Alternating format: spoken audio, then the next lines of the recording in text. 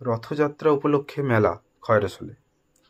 এই দিন শুক্রবার শুভ রথযাত্রা। অন্যান্য বছরের ন্যায় এই বছরও বীরভূম জেলার খয়রসোল ব্লকের খয়রসোল বলরাম মন্দির থেকে ঢাক বাজাতে বাজাতে ভক্তরা দড়ি টানতে টানতে মুখে জয় জগন্নাথ জয়ধ্বনি গাইতে গাইতে বলরাম প্রভুর রথ গোষ্ঠ মাঠে আনা হয়। পরবর্তীতে প্রভুকে মন্দিরে স্থাপন করা হয়। এই উপলক্ষে গোষ্ঠ মাঠ প্রাঙ্গণে একটা মেলাও বসে। সেখানে বহু মানুষের ভিড় উপচে পড়ে, কিন্তু বিকাল 5টা নাগাদ প্রবল বৃষ্টি শুরু হওয়ায় সব লণ্ডভণ্ড হয়ে যায়। ভক্তরা নিজ নিজ বাড়ি ফিরে যায়।